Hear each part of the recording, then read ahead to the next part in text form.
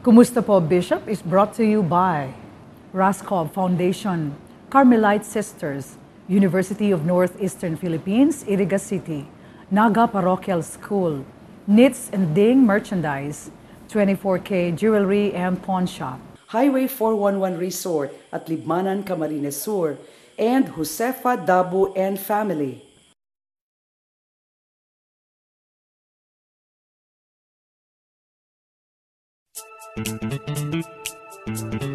Diyos marhay na aldaw sa Indogabos mga tugang. As in, welcome po sa programang Kumusta po, Bishop.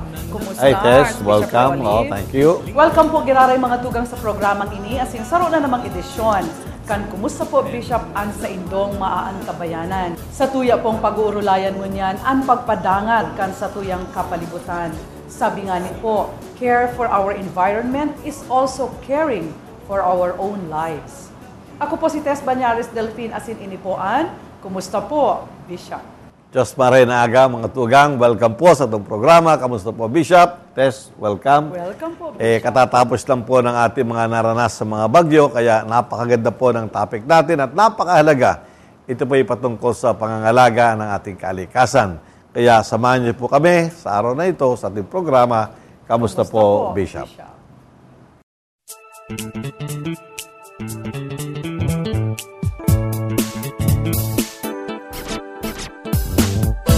Eto na naman, linggo na naman ng umaga. Meron na naman bagong mapapanood na programa. Siguradong bago to dito sa Kabikolan. Pagkat dito si Arsobispo mismo ang satin makikipagkwentuhan.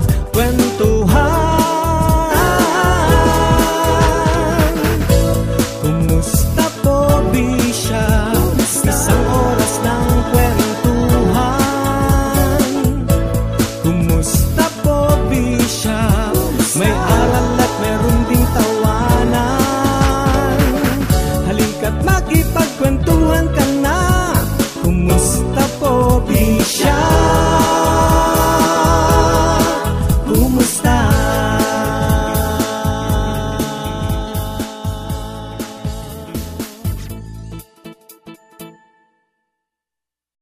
Diyos maray na aldaw sa Indogabos, mga piparahinan nyo kan programang Kumusta po, Bishop. Ang komunidad kan Holy Rosary Major Seminary, kay bakan sa tuyang ginagalangan na Arsobispo, mga kapadian, mauot na imbitaran ang gabos na makisumaro sa senda sa pagselebrar kan ika-50 taon nin inaugurasyon kan sabing seminaryo. Sa maabot na Agosto 10, sinda matao nin kaugmahan sa sendang gigibuhon na konsyerto sa Seminaryo Mansanak alas 3 ng hapon para sa matini, asin alas 7 ng banggi para sa gala.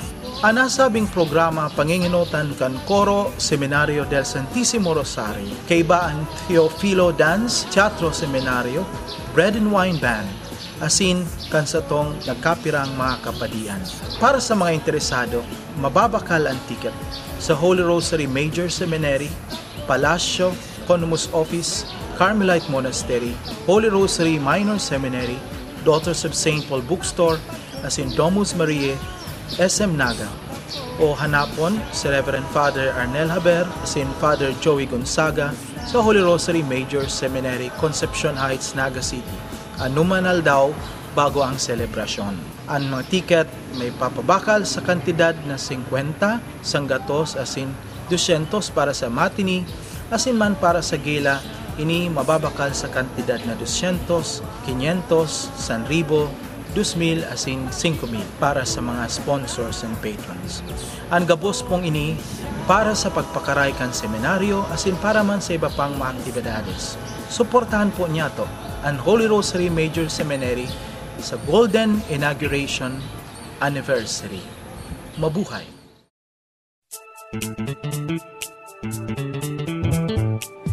Mga tugang, welcome po giraray sa programang Kumusta po, Bishop? Asinan sa tuya pong pag-uurulayan mo niyan sa episode na ini po ang manunungod sa pangataman niya to sa satuyang mga kapalibutan. Sabi nga ni po kaiyan, care for the environment is care for life. Kaya po mga tugang, ang satuya pong mga bisita, kay Banta po, ang stoy ginagalangan na Arsobispo, Bishop Rolly, kumusta Hi, po? Tess. Good morning. Sa tuya pong hahagada ng welcome na asing patarataraan sa tuyang mga bisita, naghahali po sa provincial office kan DENR. Mga tugang, yaon po kay Ribananta, Attorney Arnel Rodriguez, ang sa tuyang Provincial Environment and Natural Resources Officer or PENRO kan sa tuyang probinsya. Sir, welcome po sa programang Kumusta po, Bishop? Welcome, Attorney. I'm happy Oo. to have you as with us. Hagadan ta po ng dikit na patarataraan sa tuya pong bisita. Sir Arnel. Diyos maray na aga sa Indo, sa mga... Maray na aga man po, attorney. Takula pong orgulyo na pribilehyo na maging bisita po sa programa. Initangan ni mapaipahayag ni po ang mga programa at yung mga ginigibo po kan sa muyang opisina. Wonderful. Welcome po, Giraray, Attorney Arnel. Ang sa kuya pong katain, hali pa din po, of course, sa DENR. Mayong iba po si Miss Daisy Terciano. Siya po ang Chief kan Forest Management Section. Marahay na aldaw sa imo, Ma'am Daisy, and welcome po sa programang Kumusta po, Bishop. Marahay na haldaw din po, Ate Tess and Marahay na Bishop. aga, Daisy. At sa lahat po ng mga nanonood ngayon, isa pong magandang araw sa inyong lahat. Napakalaki pong oportunidad dito sa amin at isa pong napakalaking pasasalamat sa inyo po at naimbitahan niyo po kami dito sa inyong programa. So, welcome. Welcome. Alam ko, Maraming Tess, salamat na Yes, Bishop. matutuwa ang mga panauhin natin, manunood Oh, natin yes, tungkol sa mga yes. gampanin sa kalikasan. Alam mo, isa yan sa mga advocacy ko eh. Ngayon, we talk about, di ba, no? Environment, climate change. Kasi naapektuhan tayo lahat eh. At more than that, yung ating call to tinatawag na stewardship na dapat natin pangalagaan ang ating kalikasan. Parang Bishop, na-strengthen palalo yung advocacy mo when you were assigned in Aurora. Oh yes, Quezon. in Quezon nagkaroon kami ng flash flood. But even yes. before that, at saka marami na akong kilala mga pendro, mga forester din. And I get excited when I'm Malapit with sa them. puso ni Bishop ang Oo, kasi environment. mahirap ang trabaho nila. Correct. Anyway, marami po tayo malalaman tungkol sa kanila. Ako rin po personally, dahil bago po ako dito sa ating probinsya ng Camsur, gusto ko din talaga malaman yung mga joys and heartaches din do, attorney, forester, no? Para ma-brief din ako. Lalo pa po, Bishop, kaaagi lang po kang Yes. Typhoon Glenda po sa Satuyang Probinsya. And almost 8 years, Bishop, na talagang hindi kami dinaanan ng bagyo. So talagang, kumbaga, yung ating kapalibutan, yung ating lahat ng mga kahoy, halaman, talagang, well, nabigla din sila, Bishop. After na tumubo sila ng napakaganda after almost 8 years na walang bagyo. So ngayon po, kailangan nating pag-usapan. Mga tugang, haputon ko po ang satuyang mga bisita kung pirang taon na po sinda bilang mga empleyado kan DENR. Attorney Arnel. Ako po, nagpoon ako sa department kang 1990. Doon pa sa regional office ang assignment ko. Ako ang dating... Sa Legazpi. Sa Legazpi, ako ang head ng legal department sa regional office. 2 years ago, kang September 10, na-assign ako as Penro kang Camarines Sur. So, bago kong assignment inilig sa Camarines Sur. Ngunyan, halos ako lang siguro, among the provincial officers, ako lang ang bakong forester, ako lang ang abogado. I see. So, okay. aside from managing the office, Yes. pagdating sa managing and conserving the natural resources, I also handle the litigation ng almost all cases dito sa province of Camsur. Litigation on matters of like questions about na-confiscate. Natural resources, natural ibig sabihin resources. sa lands, sa lupa, sa pagpapatitulo, sa mga huli sa kahoy, sa protected area, lahat siya. So kumbaga, Attorney Arnel, ang sako po kan DENR, bako lang ang mga kakahuyan, environment. So the entire ecosystem, may igwa ka mo sa marine resources? Yes. Oo. Arog sa sa ngunyan, meron tayong dyan sa Karamuan. Meron tayo dyan na na protected area. Protected. Na sa Malabungot. Kasi hindi lang tinatanim yung kahoy, pati yung corals tinatanim din. Kasi kailangan natin na pangalagaan yan. Para yung tirahan ng mga isda ay lumago. Tinus. Mga mangroves, no? Yes, Mga opo. mangrove, yan. Oo. So dakulang maray ang satuyang obligasyon, ang satuyang responsibilidad, and even our parang authority over all of this ecosystem. Ma'am Daisy, ano po bilang Chief Forest Management Section, kamo po ang chief dyan, sa Camarines Sur, ano man po ang ginigibokan sa inyong opisina? Sa forestry po, napakarami po namin mga... More on forest protection. Opo, more on forest protection, forest management, and forest development. Meron po kaming mga programa tulad po ng National Greening Program. Ito po yung isa sa mga, sabi nga, ay flagship program ni Pangulong Pinoy. Na kung saan, nung siya'y magsimula hanggang pong 2016, kami po ay tayo, buong Pilipinas, lahat ng ahensya ng gobyerno, meron po tayong target na 1.5 million hectares na dapat mataniman. Pamula po, opo, 1.5 million. Hectares. So, hectares po. Identified yan mga areas na yan para pagtanuman ng mga kakahuyan. Opo, sa different different provinces, different regions, meron po kaming kanya-kanyang targets. Dito po sa Camarines Sur, meron po kaming hanggang 2016 tinataya po namin ng 25,000 hectares. So almost all towns merong mga areas talaga na dapat pagtanuman. Dapat po halos sa lahat ng banwaan. Kaya lang po tulad ng Nabwa, wala po siyang timberland. So, meron po kaming mga nakalagay dyan na programa, although ito po ay din sa National Greening Program, ito po yung sa mga roadside. Pero dahil nga po sa nagkakaroon kita ng mga hindi naman natin sasabihin na talagang problema, pero dahil po ito naman ay sa pagpapaunlad dito po sa road widening na DPWH. So, nagkakaroon po tayo ng mga pag-uusap sa ngayon. Alam mo, Daisy, bago ako dito sa Camsur and I've been to a place na talagang verdant, Sierra Madre, Infanta, Aurora. Meron kaming issue doon ng mga legal loggers. Dito ba laganap din ang legal logging?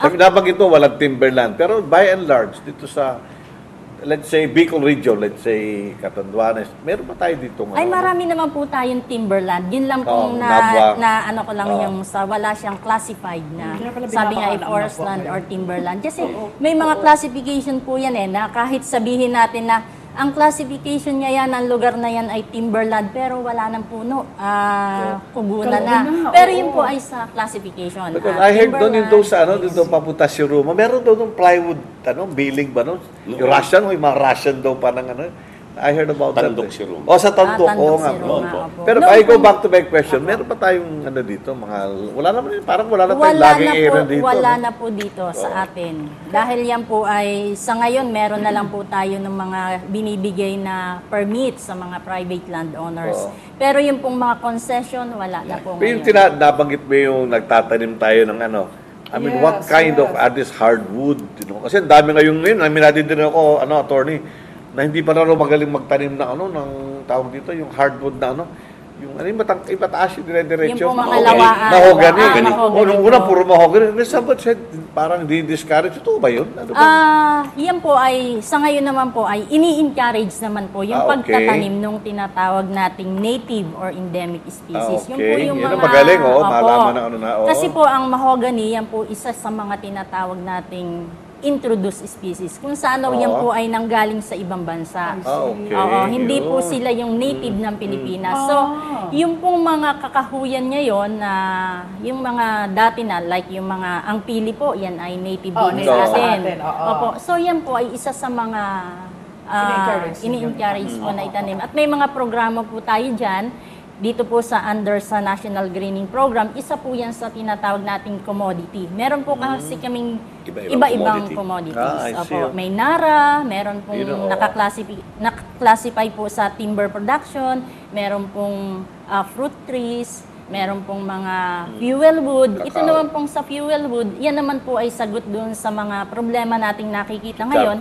Dito po sa charcoal. Yan po ay pinipilit natin kung sa ay sagutan yung mga pangangailangan ng ating mga kababayan dahil hindi naman po natin yan pwedeng sawatain ng wala tayong maibibigay o maiipalit na. Sawatain? Teka, saan ka ba? Teka, Lusong ka ba? Saan? Ay, Tagalog. Quezon? Saan sa Quezon? Kaya malalim yung Tagalog. Saan sa Quezon mo? Sa Candelaria po. Candelaria. Okay. Pero adopted daughter ka na yata ng Bicol dito. Alam mo, Daisy, alam mo, Tess, no, Yes po. attorney, first time akong pumunta sa Catanduanes, Birac, Catanduanes, no? I'm just amazed, from the time we docked, Big papunta sa Bishop President, yung highway, yung buong palibot, talagang mga puno.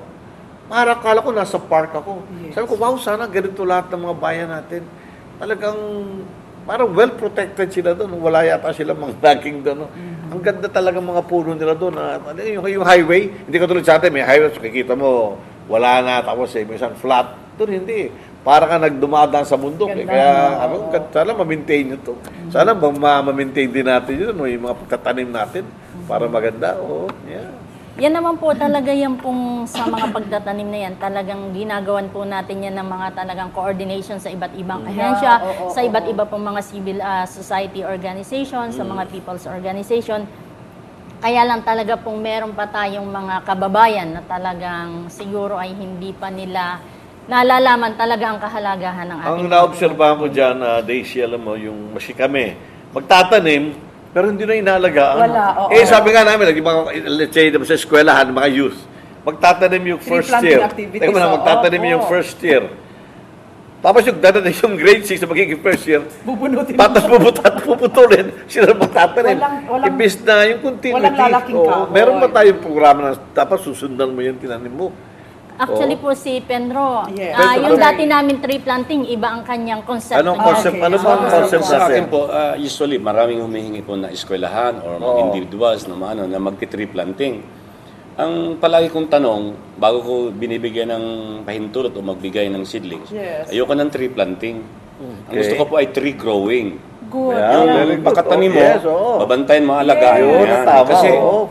ang nangyari po kung tutuusin, sa dami na ng tinanim, wala akong makitang nabuhay. Kasi Tama pala yung sinasabi ko. Di ba nangyayari? Observe. kasi ang ano po natin ngayon, just like we are mandated by law, na pag nagtanim po yung opisina under our management, there should be supposed to be 85% survival. Ibig sabihin, sa 100 puno na itatanim, dapat niyan, 85 na puno niyan ay dapat siguradong lumaki.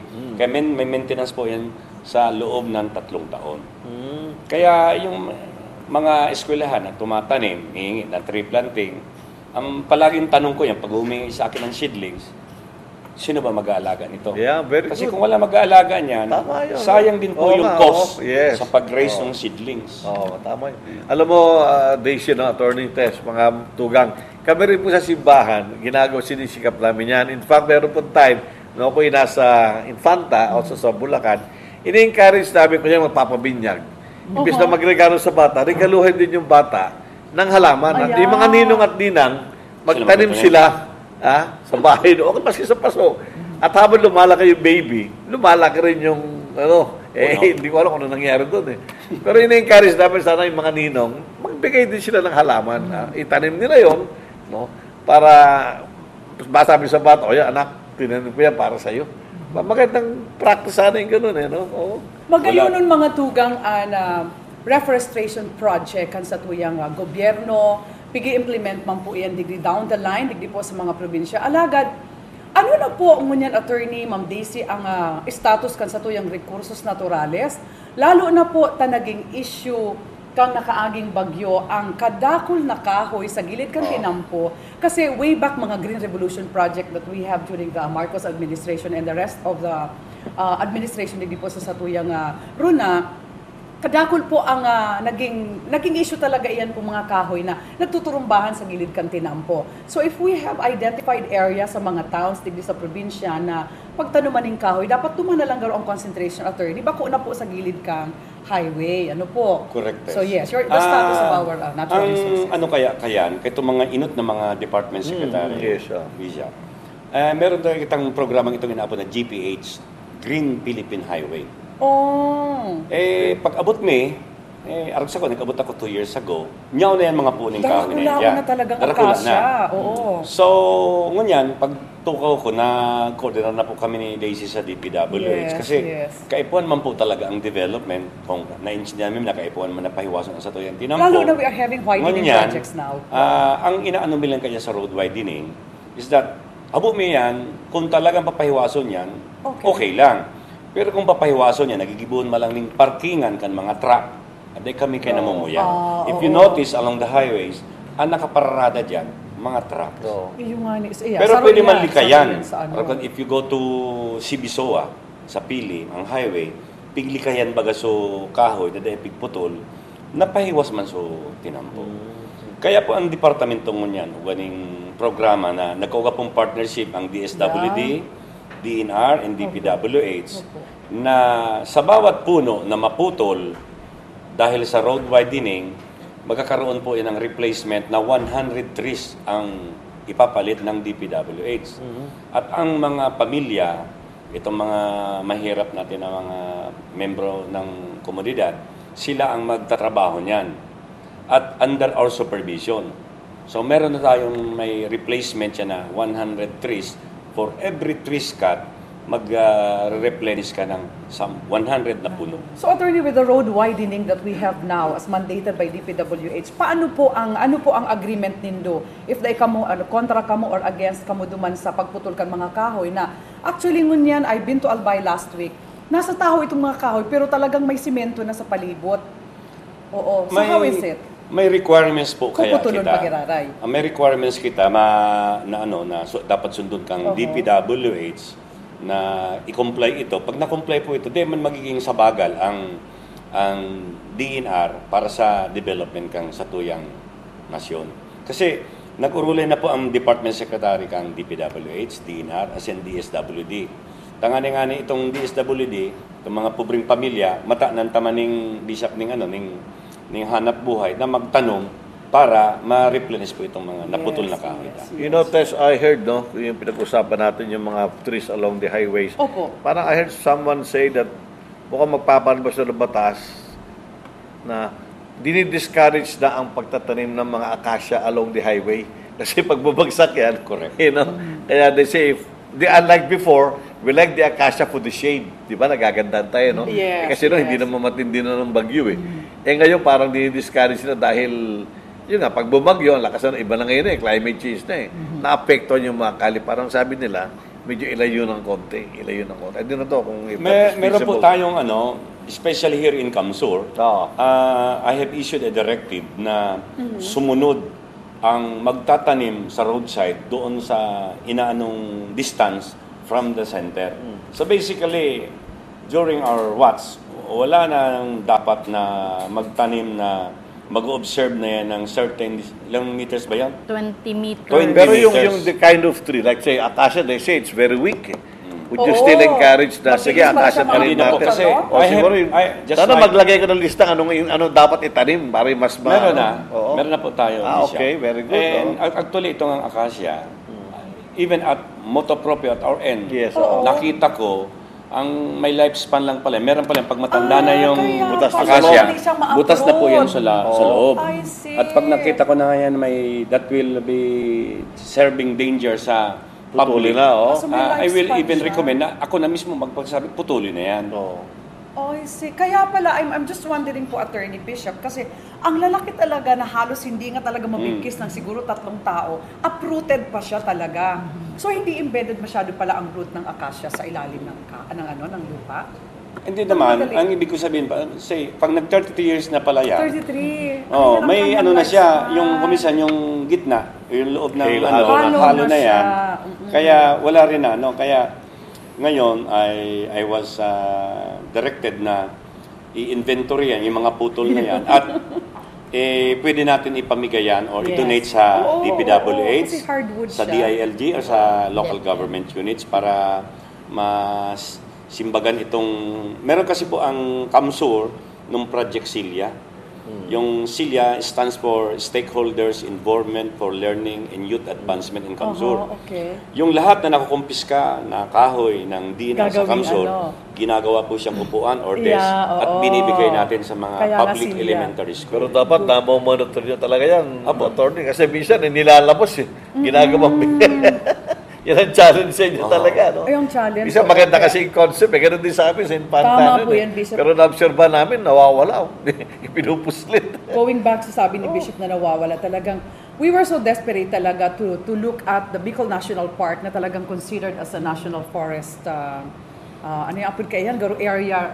The lowland diptera Yeah, oo. Tapos forest. mo niyan, sasabihin ta talagang kalbo na siya. So what we can only see are those na trees na yaon na lang sa gilid kang tinampo, pero deep inside the jungle, mayo na po talagang kahoy. Sa makamundo, Bishop, na pagparahilingon ano.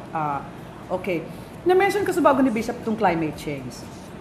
Pero bago tapos simbagon kung ano po ang makakatabang ang kahoy sa inaapot ang climate change. Diyan lang po kamo mga tugang, magbabalik pa po ang programang Kamusta po, Bishop? Kumusta?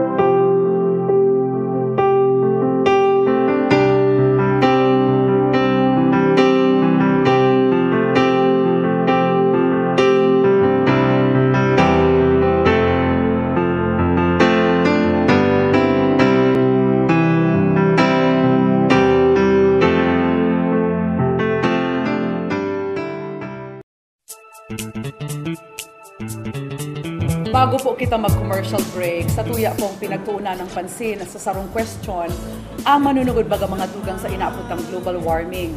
So, paano po nakakatabang ang kahoy sa inaapod ng climate change? Sisimbagon po yan kan sa tuyong mga bisita, Ma'am Daisy or si Attorney Arnel, Ma'am?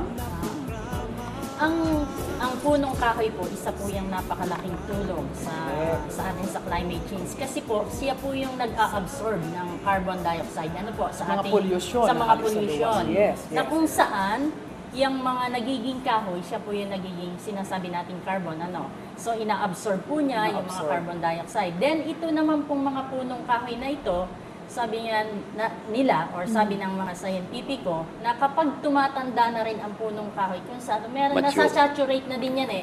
Kaya sabi nga ni Penro, nasisira na, nagkakaroon na ng tinatawag Kaya na the need to center replant. Kaya po Yes. siguro din ang ating kung saan ang ating Panginoon, ang ating sila na yun din kumokontrol or marunong din naman po sabi nga ang ating kapaligiran na i-balance yan. Kasi yung mga nararanasan nating bagyo, yan sabi nga may mga rason kung bakit. Yung pong pagtumba ng punong kahoy, siguro sabi nga ay ito na yung tamang panahon para palitan natin ng panibagong Kung bakit sa tao talagang dapat mag-exit ka na. Let go. Di ba yung, yung drama, all the roads are staged and all the men and women exit, di ba? They come and go, ha? oo. Kung sa ano yan po ay sabi nga sa tapos, Bahagi talaga ng proseso bahagi yan. talaga ng Oo. proseso, ng biodiversity, ng lahat ng ano. Kung sa ano yan po ay bahagi lahat. So, kaya yung nararanasan po natin ng pagpapalit, sabi nga, pagpapalit ng panahon or yung climate Climate change, change. talaga pong yan ay, sabi nga, ay kung ang tao ay pinuporhisyo ang ating kapaligiran, ang ating natural resources, yan po ang ating nararanasan. Yeah. So, baka si Pedro Balik, may... takbo na, Yes, Daisy, you're a forester. Opo. forest. Ibig sabihin to, meron kayong mga, ano tawag doon, mga forest rangers ba? Meron ba tayo mga forest Meron po. rangers? Meron po. Meron po. Talaga, Siya po, Nagbabantay talaga sinda, naka-assign. Opo, meron pong kanya-kanyang area, kaya lang sabi niya dahil sa kakulangan Sa budget ng po. budget, yung pong napakalaking area, halimbawa po, 5,000 hectares, isang tao lang po ang kanyang katapat. Sabi nga, papaano yung 5,000 hectares na yun na mapupuntahan o mababantayan Correct. ng Malibot isang tao na sa isang Nakikipag-partner din ba kayo sa mga indigenous, kunwari mga dumagat, kasi kami nung sinpataalala ko, sila nagre-report sa amin, yung mga indigenous, sila sabi sa amin, Bishop, meron po mga ano doon. Bago kami mag-flash flood, I remember, yung flash flood nangyari November 30. September pa lang, sinasabi na sa amin, Bishop, talagang patong-patong na po yung mga logs doon. Na hinihintay nilang mag-swell yung river tsaka gano'n. papaatong. Sinusumbong sa amin. Hindi report naman namin. Opo. Kami Pero po may ay- partnership kayo sa Opo. mga local. Sa iba't iba po, sa mga people's organization, Yes, sa mga oh. NGOs, NGOs. kung kani-kanino pong grupo. Meron po kami nga po ay nagde-deputize ng mga grupo or Weyos. individual Oo. na tinatawag po namin WEOs, yung pong Wildlife Enforcement Officers.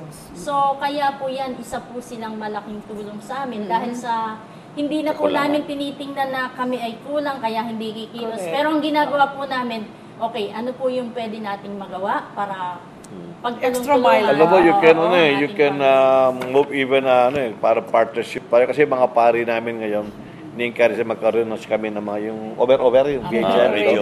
And kahit ngayon kami, mga pari namin, talaga conscious sila. Kaya, we can partner with you, no? Yung mga ganito. Marami kaming contact din eh. Pag nagbabarangay sila, nakikita rin nila eh. No? Ganun lang, oo. Actually, Bishop, ngayon na papasok na buwan na Agosto, dito sa Kamsur, dito ila-launch yung Climate Change Commission. We are targeting na pinipili sana ng regional office na it's either Albay or Kamsur. Nagdesisyon na yung regional director namin na dito ila-launch yung sa Camarines, yung sa launch ng Climate Change Commission. And we're planning to launch it in a public high school. Hindi pa lang namin ma-identify kung saan dito. Pero I think that will be on August 25. Para maipaliwanag, mapa-intindi sa mga tao yung kahalagan kung bakit ngayon meron na tayo ng climate change o yung pagbago-bago ng panahon. Actually, ang tema nga niyan is panahon, pabago-bago, panahon na para magbago. Good. That's the theme Yeah. na natin. Attorney Arnold, siguro that would lead me to the next question duman sa imong pinuuna na may mga programa ka mo na dapat na ilunsar. So ano-ano po ang mga programang ini na dapat ilunsar kang DENR hali sa National Office down the line, ano? Sirin man po anon mga katuwang nindong ahensya sa pag-implement kan mga projects na ini, and then how do we have really the political will talagang mai-implement ining padagos na seryoso? And siring man po, mama, no?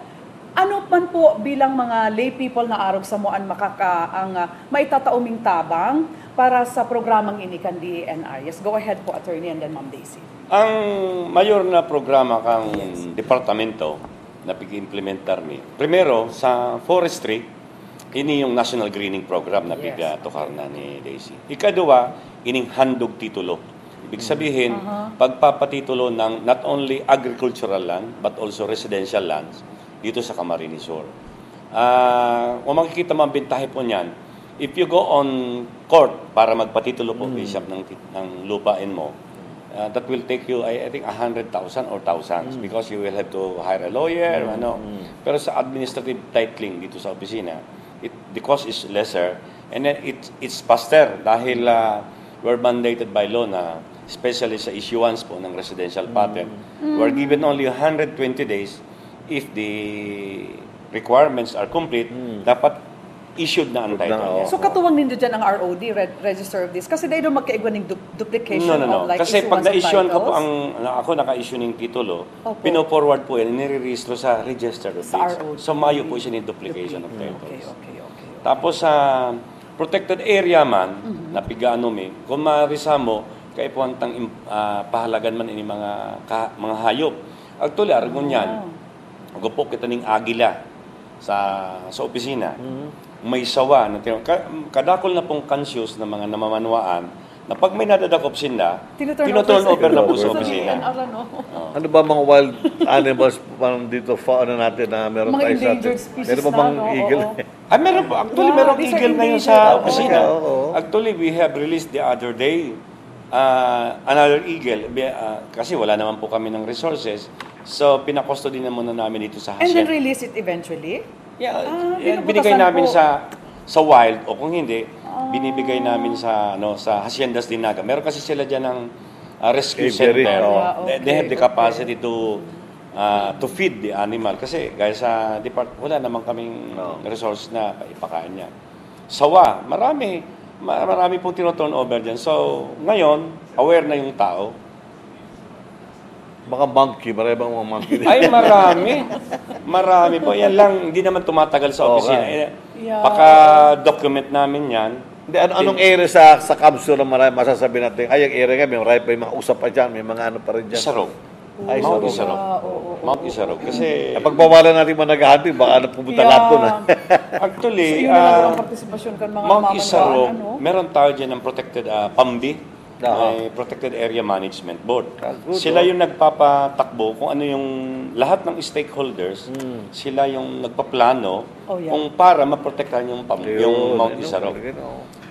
Sa ngayon nga, it's good na ninominate sa World Heritage yung Mount Isarog. Pag na ano yun, kasi it's possible na pag na ano yan, papunta tayo ng France. Kasi doon ang sa France yan eh. Inano po natin yan, we have partnered with the local government unit of Camsur and then itong sa CBSOA para lahat ng requirements and documentation para diyan sa Mount Isarog ay ma-comply po natin. Very good. Ma'am Daisy, kami po bilang mga namamanwaan, ano man po ang pwede ming gibuhon na makatabang kami sa mga programa nindo? Lalong-lalo na po mainit talaga ang issue niyan pagparataranom ng kahoy sa gilid kantina po. Yes, Ma'am Daisy, go ahead. Napakarami po tayo na pwedeng magawa. Aside po dito sa sinasabi niyo sa pagtatanim ng punong kahoy, ano po, dito sa tabi ng kalsada. Tayo po, pwede tayong makatulong. Unang-una, halimbawa, yung pagtatapon na lang muna ng basura, ano po? Okay. Ayun na muna, yung mga basic na lang po muna. Yung ginagawa po natin ng pagtitipid natin ng kuryente, i-switch off yung mga appliances po natin. Kasi hindi lang, hindi lang naman po yan sa pagtatanim ng kahoy. Yung mga basic lang po sa loob ng bahay na pwede pong makakontribute sa pagkasira ng ating or maka-influence. So, yan po yung mga pwede natin gawin. Then, sa pagtatanim naman po, yung ating pong mga bakanting sa ating mga backyard. Magtanim na lang po tayo. Then, yun po, sana yung kung may nakikita tayong mga illegal or na mga activities or makakasira sa ating kapaligiran, makipagtulungan po sa DENR. Pwede po kaming makontak, pwede pong pumunta, pwede pong mag-email, mag-text. Meron po kaming mga numbers, mga addresses, email ad. So napakarami pong paraan. Thank you very much, Ma'am Daisy. Thank you, Attorney Arnel. Mga tugang kadakol pong mga saradit na bagay na basic tang pwedeng gibuhon para makatabang kita sa inaapod tang global warming or climate change sa satuyang namamatayan mo niyan. Bako lang po ang pagparataran ng kahoy, kundi in our own little way, kita po makakatabang sa pagpreserbar kan satuyang ecosystem. Thank you very much po sa Indo, Archbishop. Thank you. Thank you. Mga tugang katuwang po kan DENR and Archdiocese kan Cáceres dahil po igwaman po ning napuna ng programa na inaapod ta pong MIADP, Mount Isarog Area Development Program. So dalanon ta po ang video presentation na ini para sa Satuya Gabos.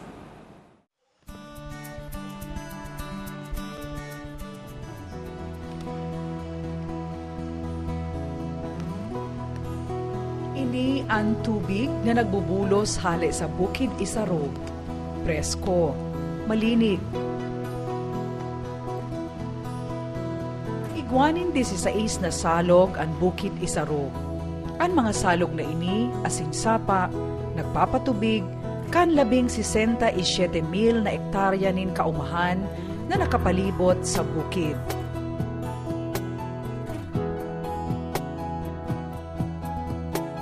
Ang tubig hali sa Bukid Isarog, nagtataonin inumon sa mga namamanwaan kan 15 munisipyo na nakapalibot sa pamitisan kan bukid na ini.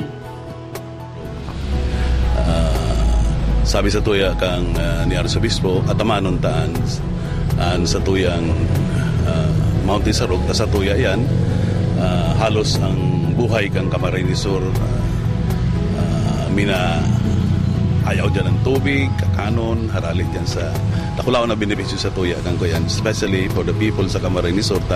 We all live around the Mount Isarog. Ang simbahan tao man ng efforts na mag-preserve man siya, mag-contribute man siya sa preservation and conservation kang Mount Isarog, and tilawan ining proyekto ini higitaw sa kasapi. So nag-create kami ng program na inapagming Mount Isarog Integrated Area Development Program. Nag-start kami sa education ng mga tao, to-organize si mga tao na yaon dyan sa naka-start dyan sa Mount Isarog. Introduce me din sa programang ini, and big encourage ni Sinda na magtarabang-tabang na protehiran ta ang Mount Isarog. Tanganing masiguro ang supply kan tubig, kaipuhan na dai magputol, imbes kaiyan magtanom nin kahoy. At tamanon, asin tawan proteksyon ang watershed sa protected area kan Bukid Isarog. Buon digdi, karayang ini, portion na ini, pataas. Yun na ini ang protected area po, hindi pataas.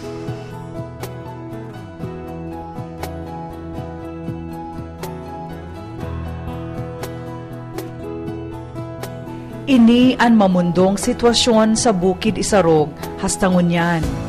Ang pagkabuhay man kan mga taho na nakaistar sa pamitisan, tios ang kamugtakan.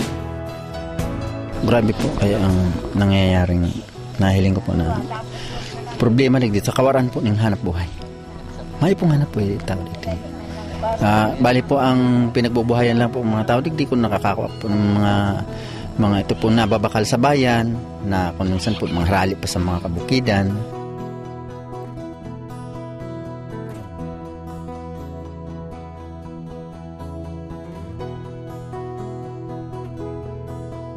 Kunyan, pinadagos mini sa another 3-year program, inapod binang MIADP 2. This time, nag-concentrate kami duman sa livelihood kan mga tao. Naglag na kami ng alternative education, o yan na so livelihood programs na mga bagay na makakatabang kang pag-preserve, as in pag-conserve kang area, kang protected area sa Mount Isarog. So, out of the organized people in mga households,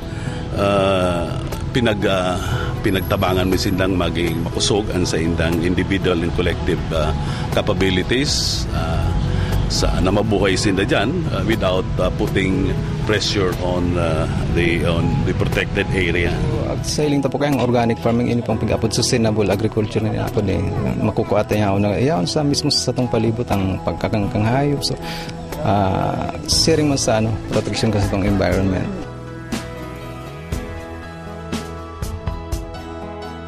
Kuha kami ngunyan ning ureg na itinaw sa mga kan miyad pe. Pasalamat man nga ni ako ta. Magayon man ang kuyan, magayon man ang itong buhay ka itong ureg. Saka ngunyan nga ni, bados naman siya ngunyan. Sa paagi kang mga livelihood project na itinao sa paagi kang kasafi with partners PBSP, igwa na kitang na itaon ning Carabao, mga goat, organic swine, and organic vegetable production. So, igwa naman yung nagkakapir ang mga beneficiaries na daw paano natabangan naman na madagdagan ang sa ilang income, particularly sa mga Carabao.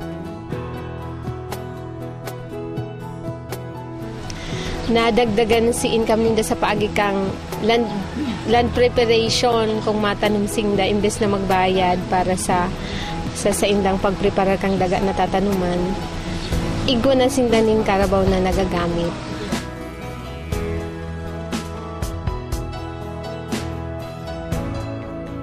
So may mga available na sinda ning mga pagkakaan. Ninuli kang bilang counterpart ka ining mga beneficiaries sa livelihood, kinakaipuhan pa nila ma-establish ng faith garden or food always in the home. An mag-agom na si Clemente sa Kahelen, ugma sa indang baagong pagkanuod sa organic farming. Ngayon, at saka, bakong magasto, talagang lang kami, nagagamit kami ngunya, nagigibo kami ng organic, para sa mong tanom na dahil na kami magbakan, dahil na kami mayong ay diit na gasto.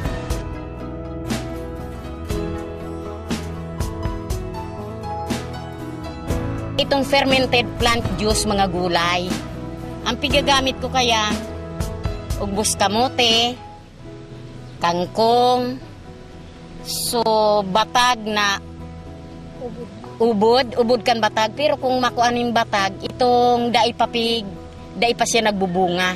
Iya pig sabing dumaraga, pig ko ayong ubod. Pigigiris mi iyan, pigahalo-halo mi, piglalagan mi pa iyaning kalabasa.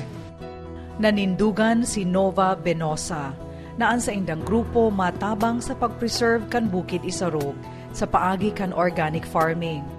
Pero kaming grupo na maproteher kan Mount Isarog para ma-preserve ang bukid Isarog. As in, man na kalamidad ang mag-agi sa mo, dai maraot ang bukid. Hanggat ako pa po ang ng presidente ninda, takon maribayan man ako, matabang manggiraray ako sa inda.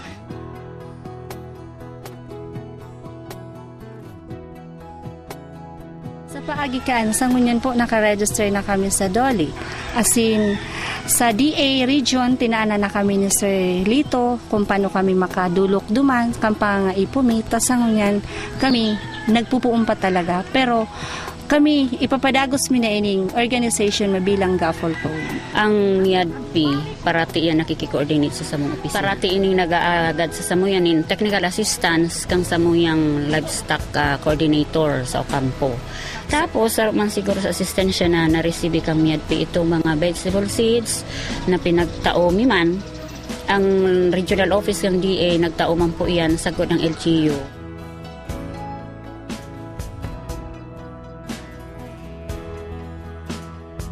Sinda naganood, as in naganood sinda sa pag-adal, naganood natawanan sinda ning dakulang katabangan sa sindang pagbuhay, dakulang maray tabang sa sinda sa parte ko, sa pagtubod ko, dakulang maray tabang sa sinda nin hulita so mga dahininda na aaraman kang mga nakaaging panahon paglaw ganing mayadpi, naaraman ninda. Por medyo sa mga patraining nga na lalo na digdo sa dispersal sa mga pagturok doan senda na mag-training, pag-gibon ng organic na mga pangbahog sa urig. Kaya sa pagtubod ko, dakulao na maray ang tabang sa inda, sa apat na nasuna. Tig-assist me ang mga farmers ang na may balik ang livelihood ninda sa pamamagitan ng pagtaon ng mga livestock, tapos pag tao sa inda ng mga trainings kung paano nila mapapagayon pang sa indang pagkabuhay. Sa sitio Kalangatnan, Digdigon, Sagowa, nagtiripon ang mga beneficiaries tanganing pag-ulayan kung papaano ninda maipapadagos ang programa. Ang pinaka na nahihiling kong masakit na sa pagpuon, iyo ang pagtipong kang tao na lambang saro, iba-iba ang kaisipan or suggestion, and then sa kuyang ang sarong sitwasyon ng lugar na medyo madurdistansya, and then ang harong kaipuan mong harong-harongon para makuha mo lang subot kang tao, mabilog mo.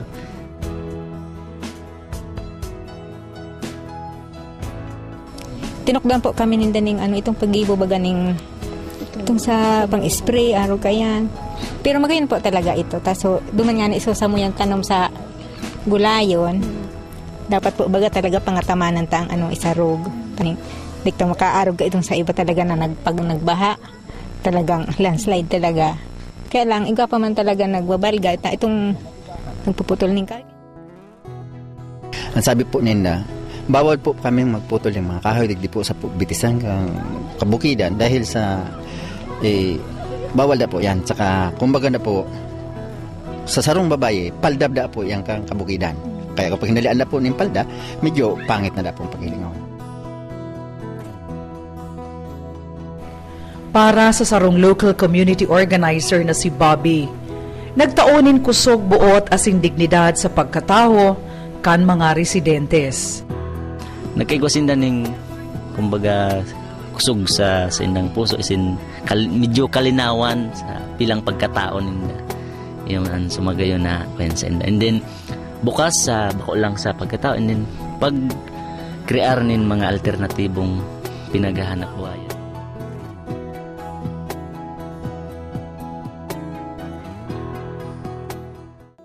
Sa Sakuya po naging pananaw, magayon po man ang naging naitaunin na ng kuya mga proyekto dahil sa nahiling ko man na may pag-asang makaahon po kami sa mga pagtiyos na pag-aragayan mo po dito.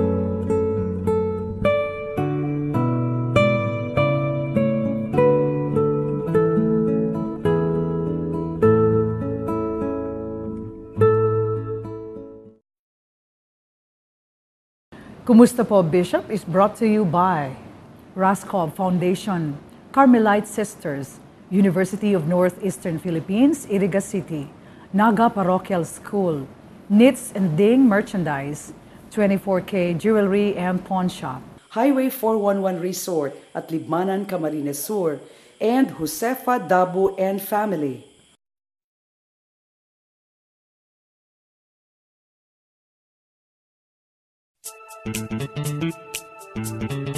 Ang pagpadangat po mga tugang kan satuyang kapalibutan, responsibilidad po ninlambang saro sa satuya. Sana po nag-enjoy ka mo sa samuyang topic ngunyan, samuyang episode na care for the environment is also care for life. Mga tugang, ako po si Tess Banyares Delfin. Duro Domingo, iba na nindo kami sa samuyang pangungumusta sa satuyang ginagalangan na Arzobispo kan Cáceres. Thank you very much, Giraray sa Indo. Sa lahat po ng kababayan natin, sa lahat ng nanonood ngayon, ito po ay isang malaking hamon sa ating lahat kung paano natin mapapangalagaan ang ating kapaligiran, kung paano tayo lalaban sa mga sakuna na darating sa atin, sa mga trahedya na nangyayari sa ating lahat. So tayo po ay magtulungan sa pangangalaga ng ating kapaligiran. Ito po ang ating buhay. Gusto ko lang pong ipagirumdum sa Indo